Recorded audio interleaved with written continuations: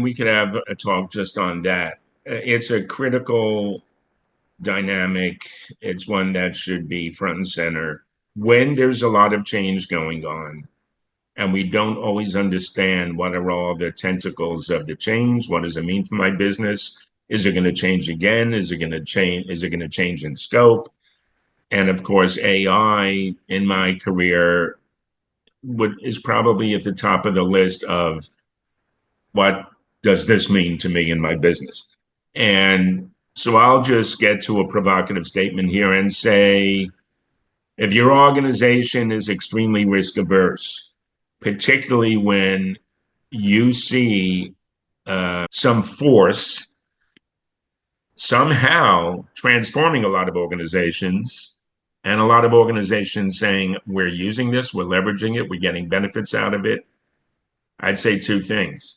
If you're going to be real risk averse and play the wait and see game, you're probably never going to ascend the ranks within your industry vertical. Welcome to the HR Huddle podcast, presented by Sapient Insights Group, the ultimate resource for all things HR. It's time to get in the huddle.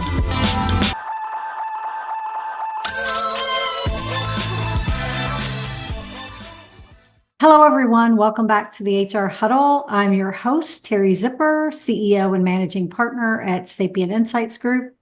And we're back for another exciting episode of HR We Have a Problem.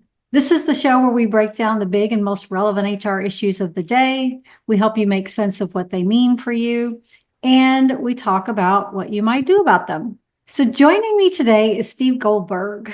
Steve is industry expert extraordinaire. He's been working in HR tech from both the vendor and the practitioner perspective for a while. Let's just say it that way. And he's seen a lot. I mean, a lot has happened, just over the last 25 years. Welcome, Steve. It's great to have you on the show. Thank you so much, Teri. Thanks for the kind words, and welcome whoever happens to be out there sipping some coffee and listening. Yeah. We could probably spend a whole show talking about what's changed in the work landscape over the last 30 or 40 years, but it's a lot, right? It seems a little slower when you're in the middle of it, right? But as it's happening, it's like history is happening and we don't really see it. So we may touch on some of that, but I know the things that are important to you, and I know you talk a lot about organizational agility, which I think we need a lot of these days. So I thought we'd go down that rabbit hole today. Mm-hmm. Does that sound like a good plan to you? It's my favorite topic to speak about, and it's reinforced as my favorite by the fact that the majority of people want me to speak about it. Yeah. Well, let's get into the huddle. Okay. So let's talk about it in a minute. What does organizational agility really mean to you, Steve? And kind of, how would you define it for people? How is it different than other things that are, that they talk about and hear about all the time, like change management and the like? Sure. Well, just picking up on your last sentence, I'll just quickly kind of toss out a phrase I use. Organizational agility and change management are really two sides of the same coin. And I'll come back to that later. But as far as, let me say it this way, why I'm obsessed in a way with the notion of elevating organizational agility. Some years back, as you know, because you're in this group of top tier analysts, advisors, thought leaders, et cetera. And it's great that we're peers in that sense. And so one of the expectations about the 30 or 40 of us in this group, just to pick a number, is that we are kind of saying things that are a little bit different than everybody else is saying, whether it be on the practitioner side or the people in the group themselves. And so I decided 3-4 years ago that I would focus much, much more on the outcomes, namely, I would say needle moving outcomes, strategic outcomes, than I would focus on the means. Does that mean that you'll never see me writing about AI? Definitely doesn't mean that, because I wouldn't have any clients if I never spoke about AI. But strategic, what are the needle moving, game changing outcomes that I came up with this phrase years ago. I had the pleasure of heading up strategy at PeopleSoft. It was my first market facing job, and it was almost 25 years ago. And I thought about, what should my kind of vision pitch be all about? And I realized back then, instead of talking about the latest and greatest features or even platform attributes, I would talk about strategic outcomes. Now, I stayed with that on and off as an orientation of what did I want to be known for when I did talks for vendor clients. But I really picked it up again a few years ago when I perceived, and I'm not the only one that perceived this, the industry, business in general, but certainly HR tech, HCM solutions industry was at a crossroads where there were hundreds of vendors and only a handful, in my opinion, a few years ago, were really thinking about how do we allow a customer to ascend the ranks, not just save money, cost savings, not just be more efficient, or not even just hire the right people and make sure they're in the right place at the right time. That's all important. So I'm not going to diminish any of that. But I've personally never heard of a company that moved up in the ranks within its industry because they saved more money or because they got more efficient. It's helpful, no doubt. Has it ever happened? I'm sure. But what's a more reliable path to ascending the ranks? So I came up a few years ago with what I called, and named it after myself because I'm so immodest. I called it the Goldberg Ascension Test. And the Goldberg Ascension Test was 3 reliable pathways to ascending the ranks within your industry vertical, elevating organizational agility. Why? Because unquestionably, we live in the most fluid, unpredictable, uncertain times. And number 2, and we need to see both risks and manage both risks and opportunities within that operating environment context. Number 2 was being an employer of choice because you're going to be attracting and retaining the top talent. And number 3 was employee productivity. Not talking about efficiency here. I'm really talking about output, impact, and productivity, because even if you just use a metric like revenue per employee and you increase it by 5%, you have a large organization, that's big dollars. So those are the 3 that I've been focused on the last few years, with elevating organizational agility being the main one. And so the more I get to talk about it, the more I get to kind of expand on my frameworks around it, et cetera. How do I define it? That's a pretty long preamble to how do I define it. So how do I define it? I would say at a high level, it's being out in front of both business risks and business opportunities. But more specifically, it's the ability to know as an organization when you need to pivot operationally, strategically, or technologically. Know when you need to do it. Have the confidence and the wherewithal to know that you have to do it. Choosing the best path, because there's always alternative paths, and then executing well. So it's in essence all about pivoting, and that's the way I define it. I think it's a major strategic and competitive advantage. And clearly there's so many industry examples of those companies that executed well in this regard and those that didn't. I'll just name one of each.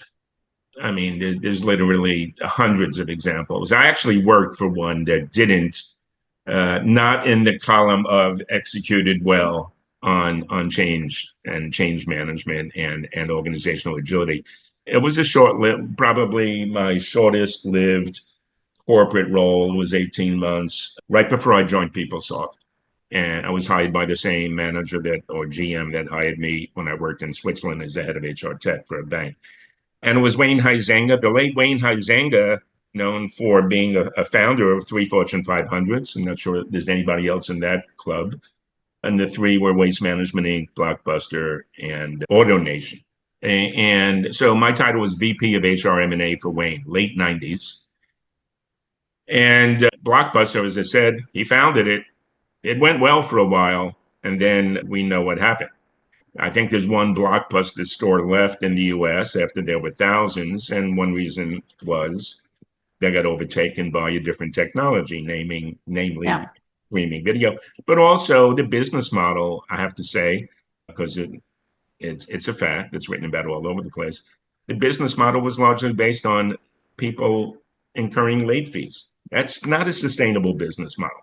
So that's an example. Another one that is in the column of didn't execute well is Kodak, also late in terms of adopting new technology and digital technology around their business.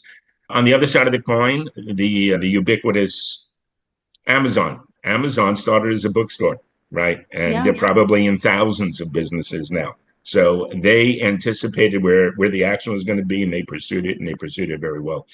So that's my long answer to that. Hopefully, there's a couple of nuggets and data points in there.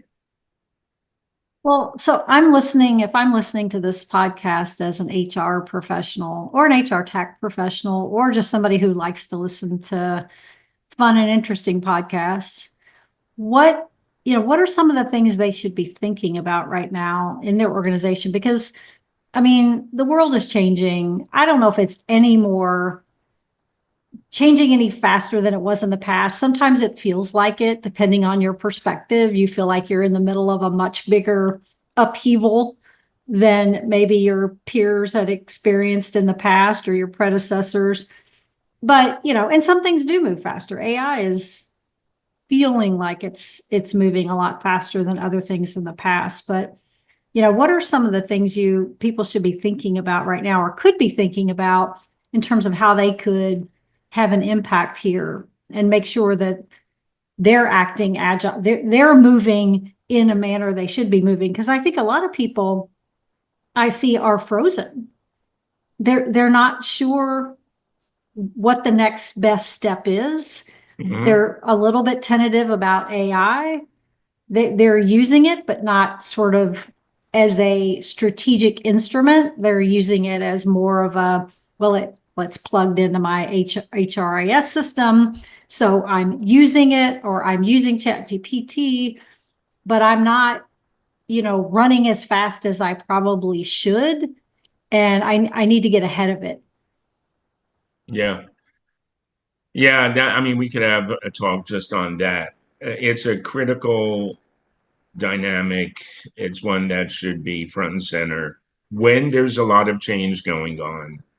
And we don't always understand what are all the tentacles of the change. What does it mean for my business? Is it going to change again? Is it going to change? Is it going to change in scope?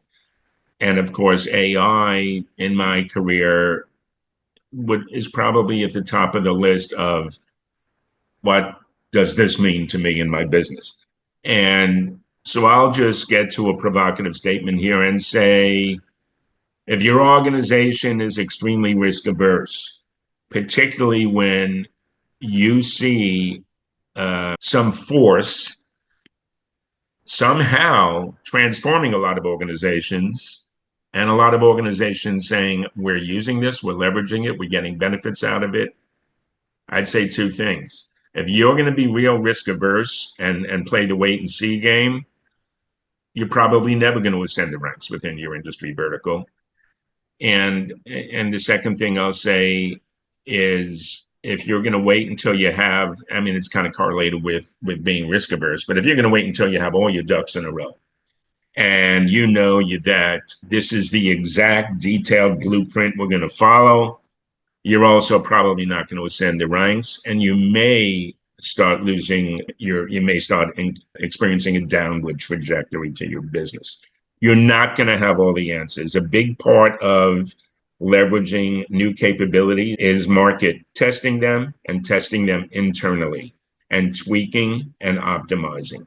And it's a continuous process. It's not a cyclical process. No. Start slow if you're risk averse, but start and have 5 areas of the business that you believe can be positively impacted. Start with those, have some ways to measure the impact, but also understand what are the dependencies to get that impact you desire. And focusing on and emphasizing dependencies is super important. And the number one dependency in any elevating organizational agility or business transformation program, et cetera, is change readiness. So it's getting a lot more attention.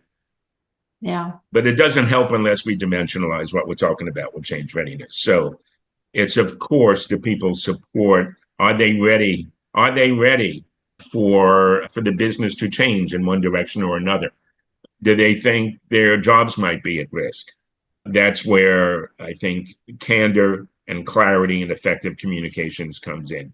Candor, Yeah. like we don't have all the answers.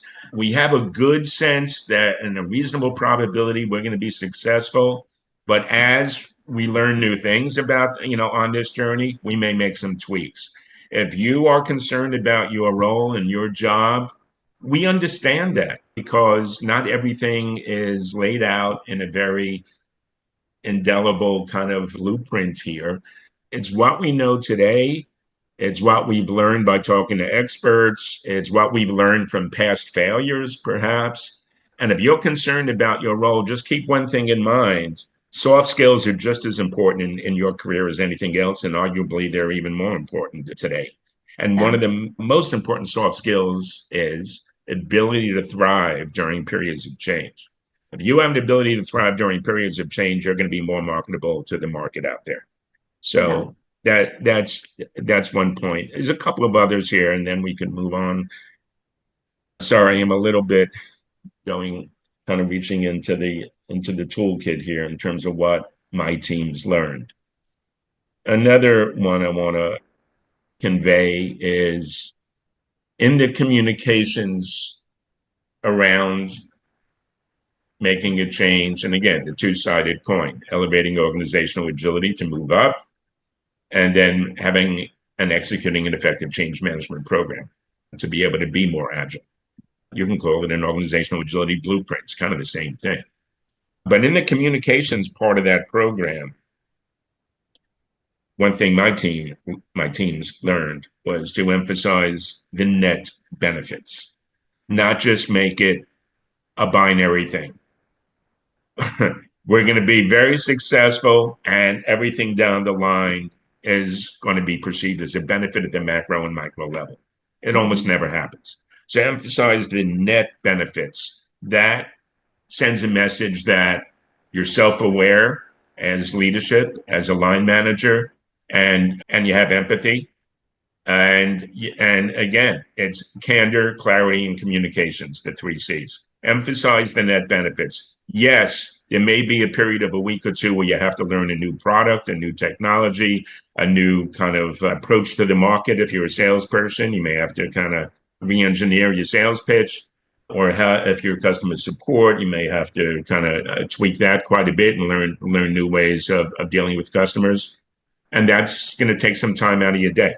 But the net benefit is we're going to do better as a company. We'll be able to treat you better. We'll be able to invest in your career more, et cetera, et cetera. Yeah. So let's see. Is there one last point? I thought I had one more point here, but I lost it, and I'll come back to it later. Sorry. Well, I mean, there's definitely new ways of doing things. And as we look at, because we've been doing change management for a long time, as we look at where people fail in the change management effort is one, they fail to see it as an ongoing thing. Yeah. It's not in a package. It's not a project.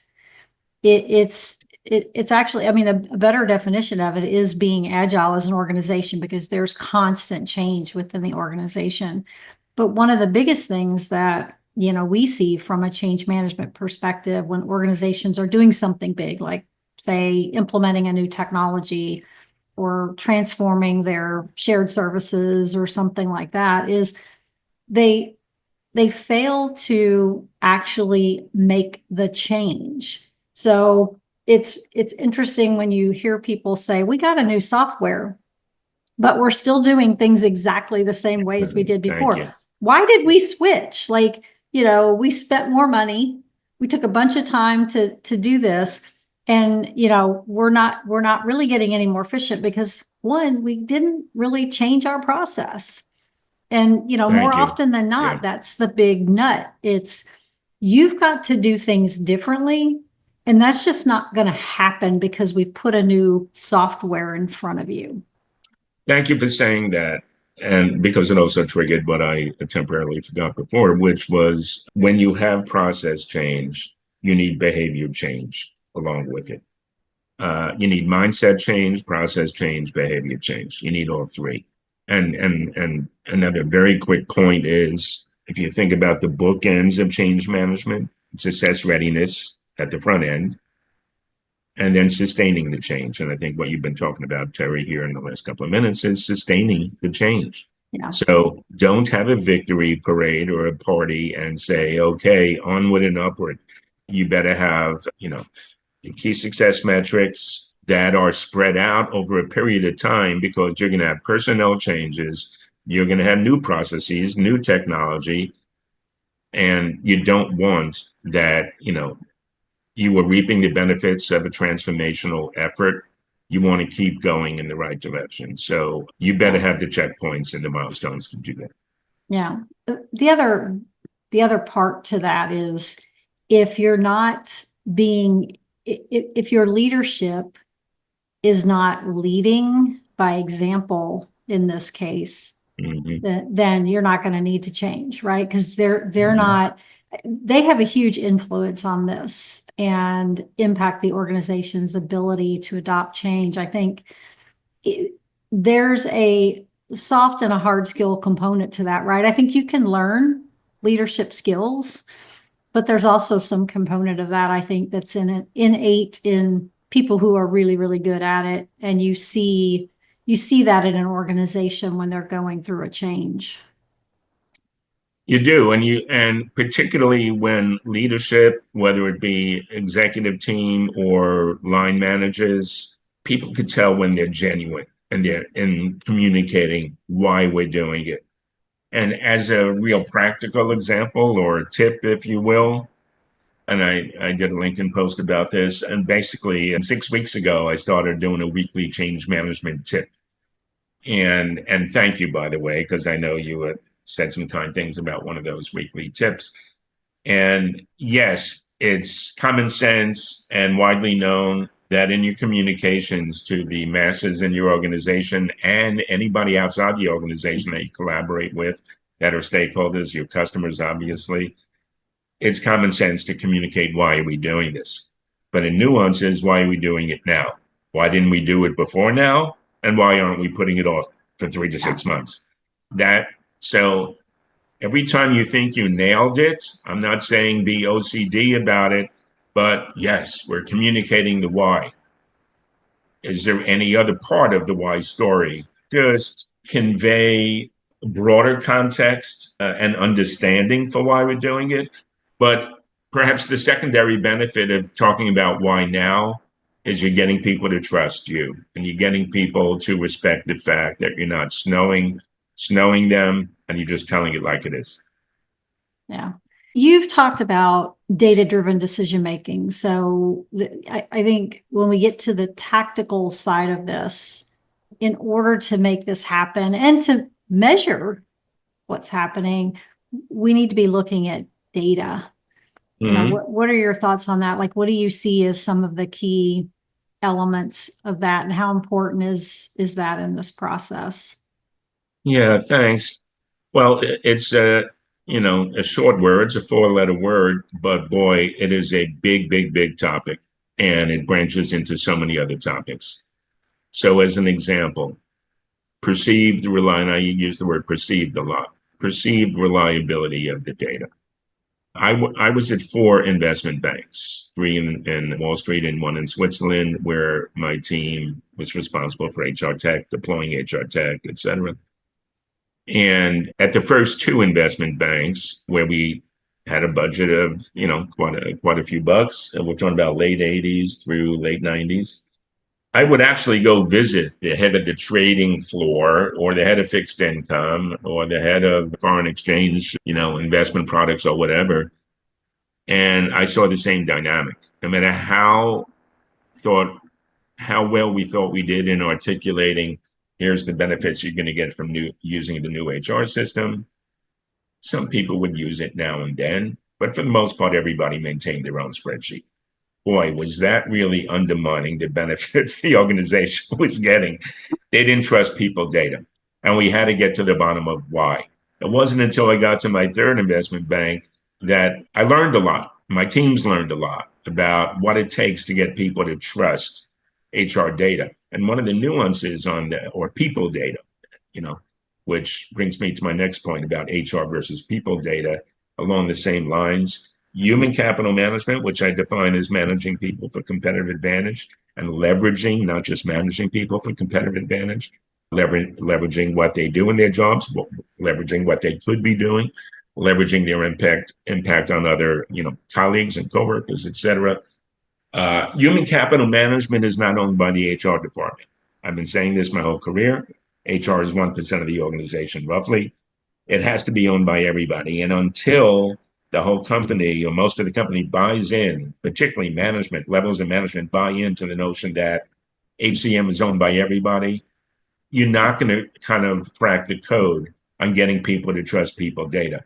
First, they have to realize they have a role to play in getting people to trust people data, right?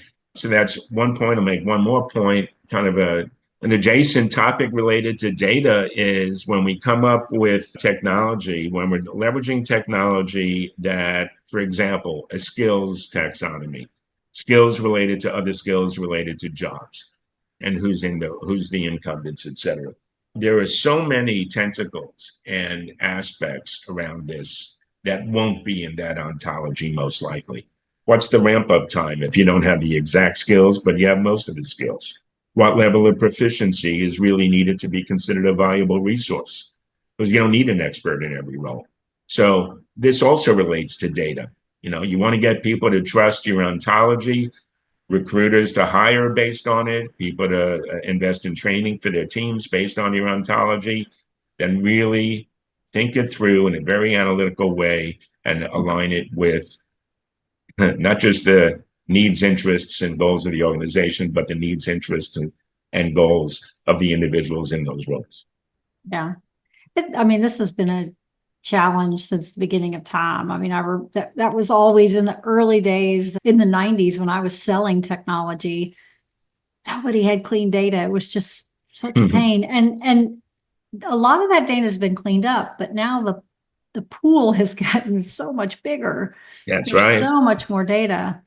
Yeah, and you also have inferred, or you now have skills being inferred.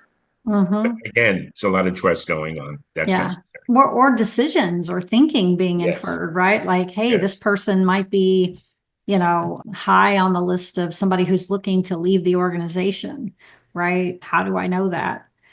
So that, there's just there's so much data, and you make a really good point that as employees, we own that data about ourselves.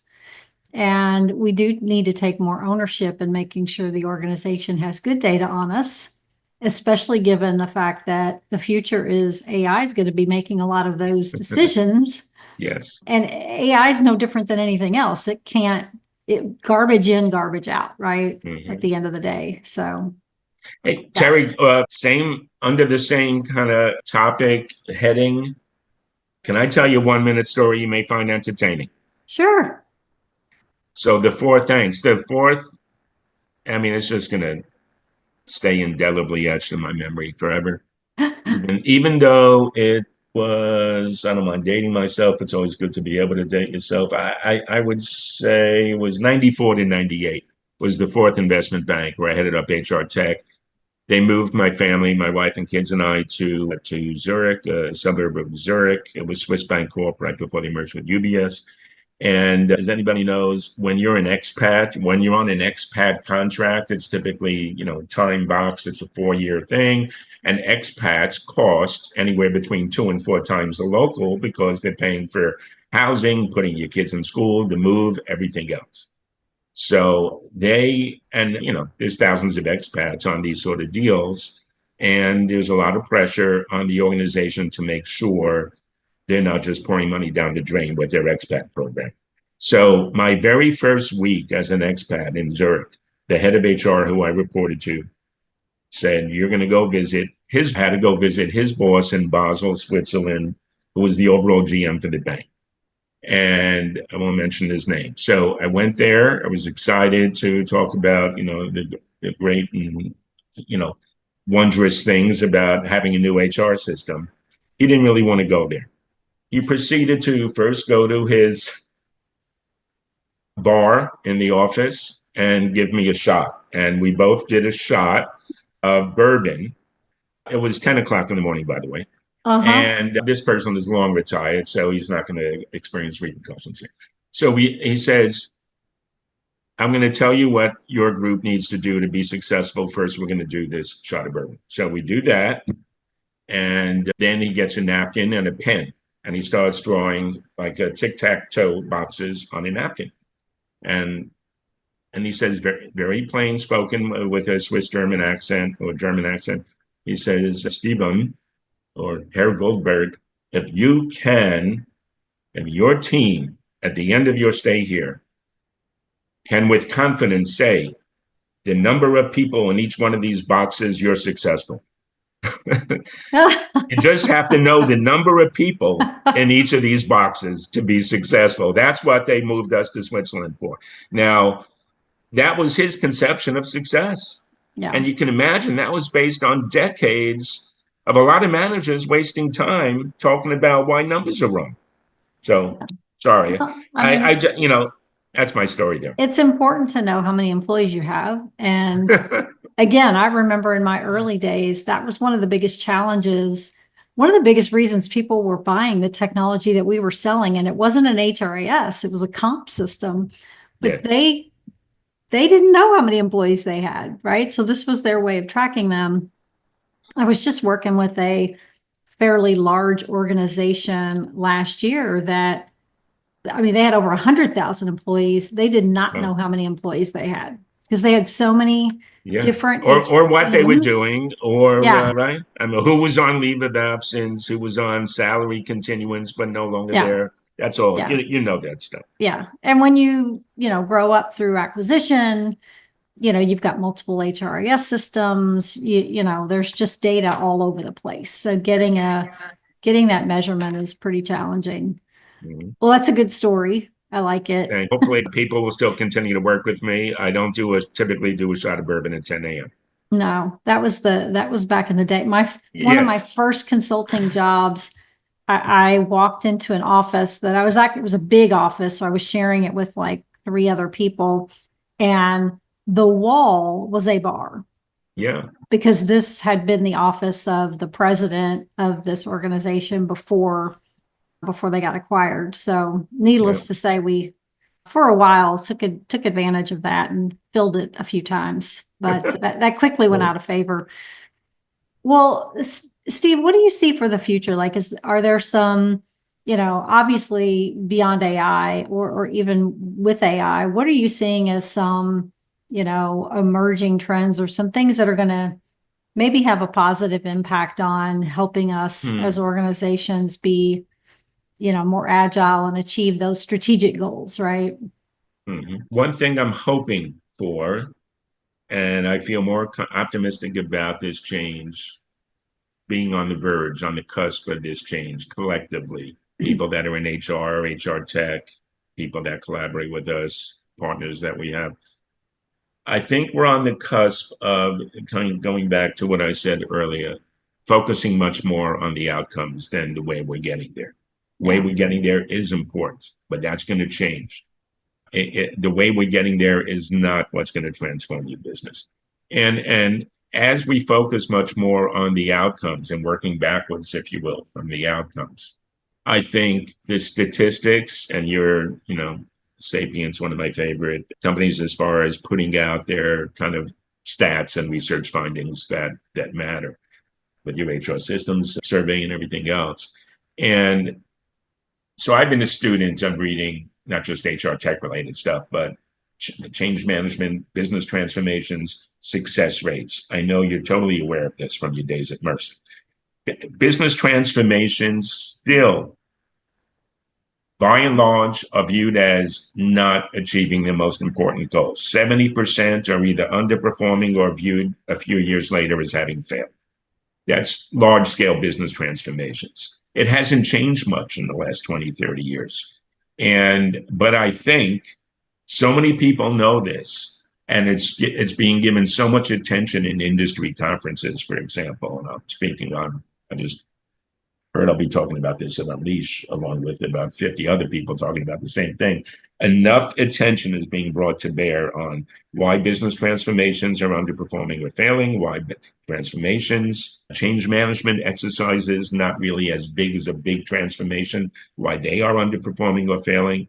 And a lot of it has to do with the stuff we're talking about. Lack of reliable data, lack of confidence in the data, not focusing enough on soft skills like ability for people to trust you have their interests, ability for people to thrive during periods of change. So I think we're on the cusp of the success rates going up. Would it be significant in the very near term? I doubt it, but we'll be inching up as long as we keep bringing attention to the dependencies. And that's a lot of what we've been talking about in this call. Yeah, I completely agree. Well, there's a lot to look forward to, I think. Let's put it that way. So thank you, Steve, for joining me today. This has been great. Really my pleasure, Teri. Fun conversation. Yeah, you probably weren't prepared for the bourbon story, but maybe you could edit that out if you like, no problem. No, I think a lot of people can relate to that. I want to remind people that the annual HR systems report is out there, but you are probably, if you haven't already, gotten an email to participate this year. So look for an email from your vendor or ask them if they are participating in distribution. If not, you can go to our website and do that. And also be sure to listen to Stacy and Cliff next week while they spill the tea on HR tech. I know that's one of your favorite topics, Steve. Well, not just that, but two of my favorite, I'm not just saying it, two of my absolute favorite people in the industry, Stacy and Cliff. I worked with Stacy 15 years ago, and Cliff is a very, very warm, kind person, very smart. They're both very smart. Yeah, they're good beans. So I also want to thank our producers, Brand Method Media Group, Kelly's team, our marketing team, Summer, who does a great job of getting this out there to you guys. And thank you for tuning in. That's all the time we have for this episode of HR We Have a Problem. If you enjoyed the episode, you can subscribe to it on your favorite podcast app. Leave us a review if you have a minute. We'd love to hear what you want to talk about on this show. We'll be happy to talk about those things. I'm sure we can find all kinds of people who want to talk about those topics, so let us know. We will be back in 2 weeks with another episode of HR We Have a Problem. Thanks, everybody. Thank you.